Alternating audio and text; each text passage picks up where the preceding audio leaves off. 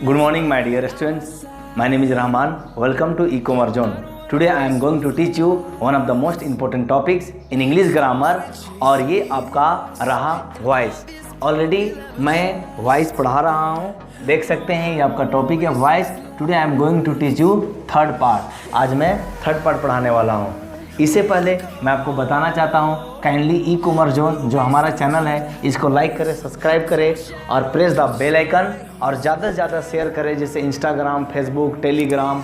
ठीक है, सबसे मैं आपको जुड़ा हूँ, मैं आपको बहुत जल्दी लिंक दे दूँगा। ओके, तो आप काइंडली इसको शेयर करें, ज़्यादा से ज़्यादा तक इसको पहुँचाएँ, क्योंकि ये टोटली हमारा जो वीडियो सीरीज बन रहा है एकदम यूनिक तरीका, मैक्सिमम मैं मेथड को यहाँ पर अप्रोच कर रहा हूँ, जिससे आप ज़्यादा से ज़्यादा समझ सके। देखिए 5-7 मिनट में कोई टॉपिक्स के सभी आंसर्स को टच नहीं किया जाता है, समझा नहीं जा सकता है, इसीलिए मैं मैक्सिमम इस पर वीडियो बना रहा हूँ वॉइस पर। ओके,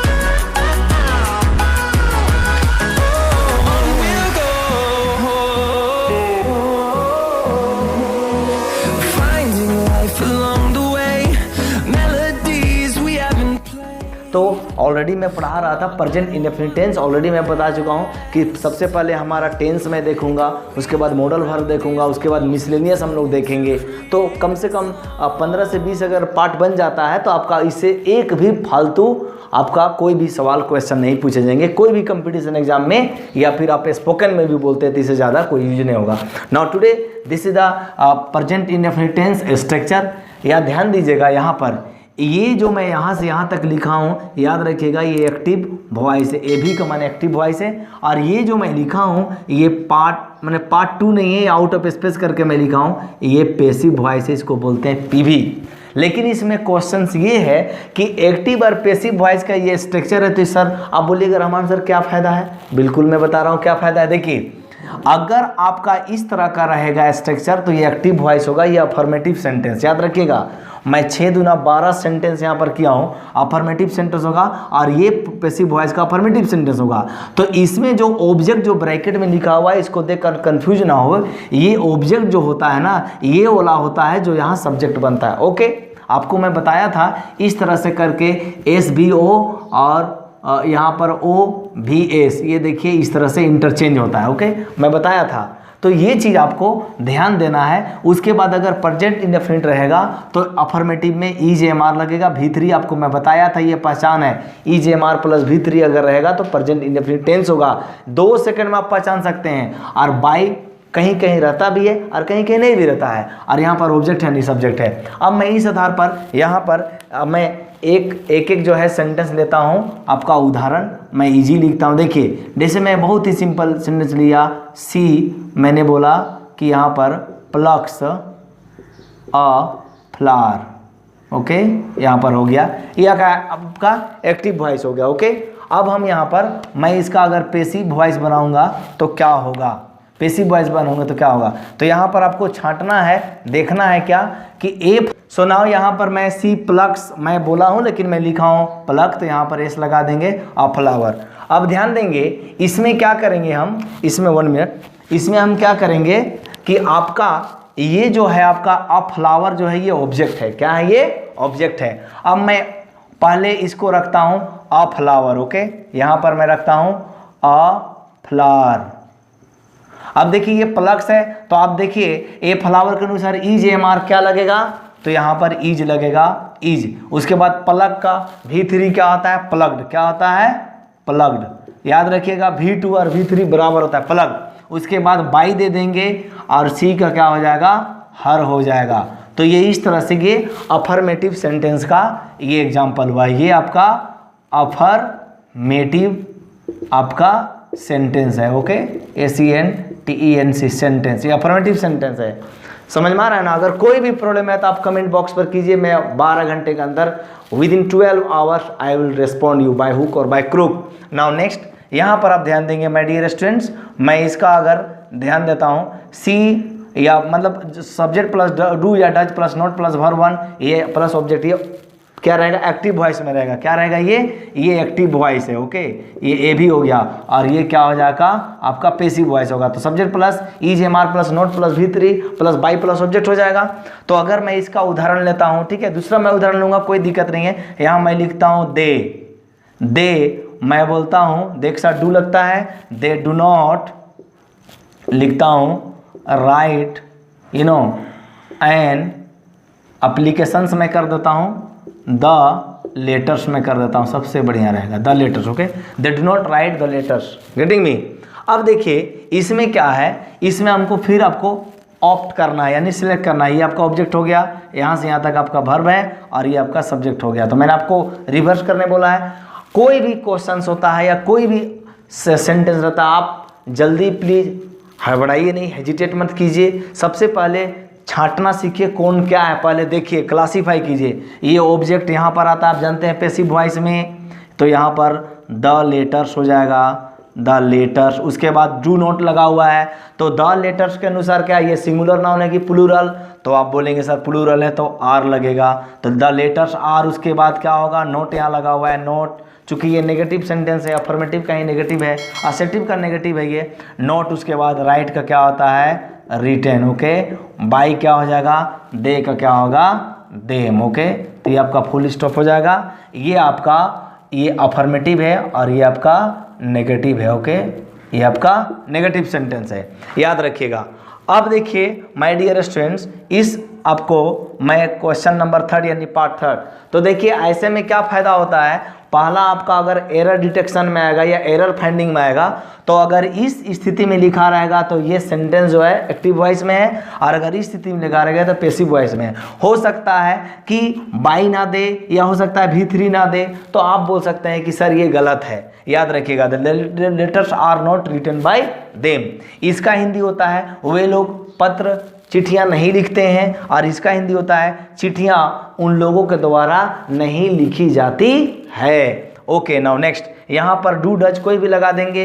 डू डज वाला वीडियो आप देखेंगे तो मैं टेंस पढ़ा चुका हूँ, काइंडली आप ई कॉमर्स जोन में जा करके आप प्ले लिस्ट देखेंगे, 17-18 लगभग वीडियो बना हुआ है, आप प्लीज़ देखिए, बहुत ही यूजफुल आपका वीडियो है। यहाँ पर मैं लेता हूँ कोई भी एक डू, मान लीजिए करता हूँ डू ही, यहाँ डज हो जाएगा।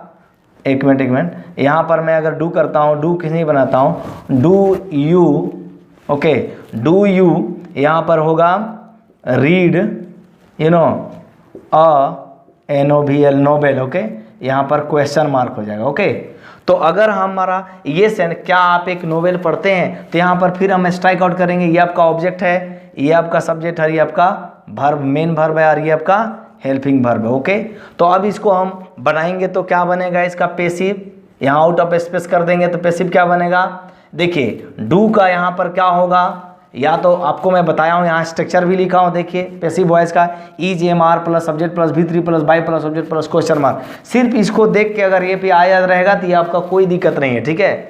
दो आप सिर्फ एक टेंस का प्लीज समझिए, मैं आपसे रिक्वेस्ट कर रहा हूँ, प्रेजेंट इंडेफिनिट टेंस का आप पैसिव और एक्टिव वॉइस को बढ़िया समझ आएंगे तो आपका जो 7 टेंसेज जो रेस्ट हैं एकदम 100/100 आपका एक भी गलत नहीं होगा। सिर्फ थोड़े बहुत चेंजेज होते हैं, लिटिल बिट आपको चेंज होगा, बाकी बात 90, 98, 99% आपका वही रहेगा। ओके, तो यहाँ पर do you read a novel, क्या आप एक नोवेल पढ़ते हैं, इसका मैं पैसिव बनाऊंगा तो क्या होगा, यहाँ पर ए नोवेल ऑब्जेक्ट होगा, तो आप जानते हैं ए नोवेल जब ऑब्जेक्ट होगा तो ये सिंगुलर नाउन है, तो क्या होगा, ईज होगा। Very good, is a novel, उसके बाद क्या होगा, रीड का रेड पढ़ाता है, रेड बाय, यू का क्या होगा, यू ही होता है। तो इसका हिंदी हुआ, क्या एक नोवेल आपके द्वारा पढ़ी जाती है, याद रखिएगा, तातेती आया। ओके, नाउ आपका स्ट्रक्चर नंबर 4, स्ट्रक्चर नंबर 4 देखिए, एक्टिव वॉइस में क्या रहेगा, do does plus subject plus note plus verb 1 plus object plus question mark. अब इसका पैसिव क्या होगा, डू डज क्या में बदलेगा, EJMR में बदलेगा। वेरी गुड, EJMR में बदलेगा, subject plus note plus V3 plus by plus object plus question mark. तो यहाँ पर आप देखेंगे, ये मैं अगर बदलूंगा तो यहाँ पर मैं डज का उदाहरण लेता हूँ, कोई दिक्कत नहीं है, डज बोलूँगा द बॉय, कोई भी एक नाउन या प्रोनाउन ले सकते हैं जो सब्जेक्ट बनता है, डज द बॉय, यहाँ पर 4th में होगा note. Okay, does the boy note, इसमें क्या हो जाएगा, किक अ बॉल, क्या मतलब एक लड़का या वह लड़का जो है एक बॉल को किक मारता है। तो यहाँ पर अगर मैं इसका पैसिव बनाऊंगा तो क्या होगा, डज का क्या होगा, डज का डू और डज क्या में बदलता है, यहाँ लिखा हुआ है ईज एम आर में बदलता है, ईज एम आर। तो ए बॉल पहले आएगा, तो यहाँ पर मैं ए बॉल लिख दिया। अब हमको वर्ब लिखना है ईज एम आर में, तो क्या होगा, तो ईज होगा, ए बॉल के अनुसार क्या होगा, यहाँ पर ईज होगा, ईज ए बॉल। उसके बाद क्या होगा, नोट। और किक का क्या होता है, V3 किक्ड, ओके, किक्ड होता है, किक्ड। उसके बाद बाई क्या हो जाएगा आपका, द बॉय, ओके।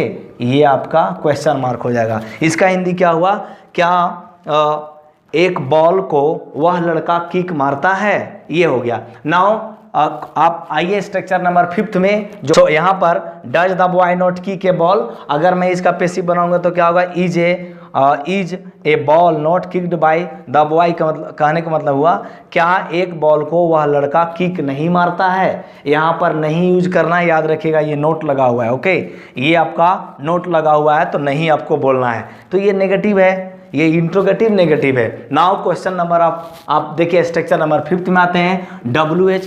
WH का मतलब आप जानते होंगे क्या होता है। जैसे WH को मैं आपको बताऊं, वेयर होता है, व्हाट होता है, हु होता है, हुज होता है, हुम होता है, वेयर होता है, वाई होता है और हाउ होता है। इस तरह का WH फैमिली के सभी मेंबर है, ठीक है।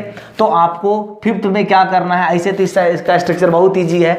अगर मैं WH करके 3 कर दूं तो भी चलेगा, और WH 6 में WH करके 4 कर दूं तो भी चलेगा, क्योंकि जो भी 3 में लिखा हुआ है यही ये 3 है, और जो यहाँ 4 में लिखा है यही ये 4 है, ओके। बट WH एक्स्ट्रा रहता है, मतलब। तो अगर इसका मैं एग्जाम्पल लेता हूँ तो क्या होगा बच्चे, देखिए एक चीज़ ध्यान देगा, हु अगर रहेगा तो उसका बाय हुम होगा, ओके।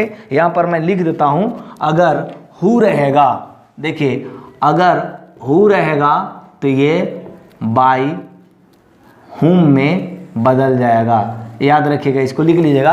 हु अगर रहेगा तो बाय हुम में बदलेगा, बाकी बात A to Z एक ही होता है। तो मैं अगर इसका उदाहरण लेता हूँ तो क्या होगा, जैसे मैं लिखा हाउ, मैं लिखा हाउ, अगर हु रहेगा तो मैं बोल रहा हूँ बाय हुम में बदलेगा, या बाय आप बाय अंत में भी लगा सकते हैं हुम करके। यहाँ पर होगा हाउ डज द गर्ल, यहाँ पर क्या होगा, read a lesson, okay, question mark. इसका हिंदी क्या हुआ, वह मतलब एक लड़की है इस पाठ को कैसे पढ़ती है। अब देखिए इसका मैं अगर पैसिव बनाना चाहूँगा तो कैसे बनेगा, सिर्फ स्ट्रक्चर आपको यहाँ दिया हुआ है, हाउ का हाउ ही हो जाएगा, मैं सिर्फ बोला हूँ कि हु का बाय हुम होगा, ओके ना। यहाँ पर हाउ, अब देखिए यहाँ पर ये आपका पहचानना है क्या है, ये लेसन क्या है, ऑब्जेक्ट हो गए, और यहाँ पर ये सब्जेक्ट है, और ये तो आपका मेन वर्ब है, ओके। ये आपका क्या है, मेन वर्ब, और ये आपका हेल्पिंग वर्ब है, ओके। अब ध्यान देंगे, हाउ हो गया, उसके बाद क्या होगा, यहाँ पर ए लेसन लिख देंगे, ओके। अभी मैंने नहीं लिखा है कि ईज एम आर या आर होगा। आप बताइए ए लेसन के अनुसार क्या होगा, ए लेसन सिंगुलर है कि प्लूरल है, वेरी गुड, सही आपने बताया, सिंगुलर है, तो हाउ ईज होगा ए lesson, how is a lesson. उसके बाद क्या होगा, red by the girl, okay, girl question mark लग गया। तो यहाँ पर हुआ, इसका हिंदी हुआ कि कैसे एक लेसन जो है उस लड़की के द्वारा मतलब पढ़ी जाती है, ओके। नाउ नेक्स्ट, अगर आपको मैं बोल रहा हूँ हु रहेगा तो बाय हुम होगा।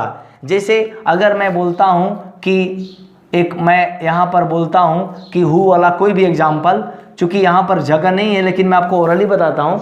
जैसे मैं बोलता हूँ हु टीचेज इंग्लिश, तो यहाँ पर क्या होगा, by whom is English taught, by whom is English taught, किसके द्वारा अंग्रेजी पढ़ाई जाती है। इस तरह से मैं आप बोल सकते हैं, बहुत स्पोकन में यूज होता है। नाउ 6 नंबर में ये आपका लास्ट स्ट्रक्चर है, इसमें क्या करना है, इसमें ध्यान दीजिएगा माय डियर स्टूडेंट्स। इसमें देखिए एक्टिव मैंने लिखा है, ये पैसिव लिखा है, याद रखिएगा, इसको आप पेन पेपर कॉपी में लिख कर लीजिएगा, एक भी इसमें आपको एरर नहीं मिलेगा। अगर एरर मिलेगा तो प्लीज़ आप कमेंट बॉक्स में लिखिए, मैं हर हाल में देखूंगा। देखिए इसमें क्या है, WH में मैं कोई भी ले लेता हूँ, चलिए मैं यहाँ पर हुम ले लेता हूँ, अच्छा रहेगा। तो यहाँ पर मैं हु लेता हूँ, who does not teach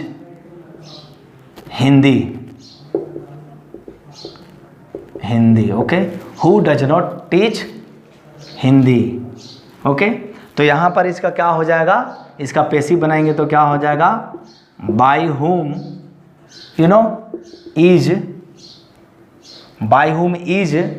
Hindi not TAUGST taught, ये आपका पैसिव हो जाएगा, by whom is Hindi not taught. अब बोलेंगे कि सर आप यहाँ पर इधर नोट क्यों लगाए हैं, तो देखिए यहाँ इज के बाद आपका मेन सब्जेक्ट आएगा, उसके बाद नोट लगेगा। ओके, यहाँ पर ये नियम है, by whom is Hindi not taught. Okay, यहाँ पर by whom is not Hindi taught आप नहीं देख सकते हैं, क्योंकि यहाँ पर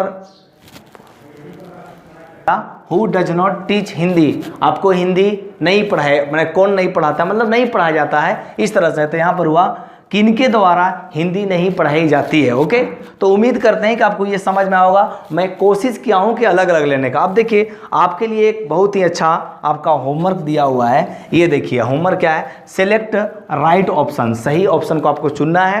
who invites the boy, you know आपको मैं एक क्वेश्चन दिया हूँ, who invite the boy ABCD, आपको मैं एक्सक्लूजन मेथड बताया था, आप उसको ध्यान देंगे।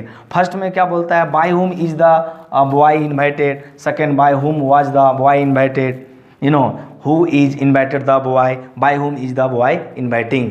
तो आपको 4 ऑप्शन में एक आपको सही करना है, और जो भी सही होगा आप उसको प्लीज़ लिखिएगा कमेंट बॉक्स में। मैं देखना चाहता हूँ कितने हमारे लर्नर जो एक्टिव हैं और जो ध्यान से देखते हैं मेरी वीडियो को, और मुझे पूरा उम्मीद है कि आप ये वीडियो पूरा अंत तक देखिएगा, हमारा जितने भी वीडियो है अंत तक देखिएगा, क्योंकि इसके बाद आप कहीं जाइएगा ना, डोंट गो एनीवेयर और बी विद अस, आप मेरे साथ बने रहिए, क्योंकि इसके बाद हमारा नेक्स्ट वीडियो जो है आपका नेक्स्ट टेंस का तुरंत आएगा, यानी कल आएगा।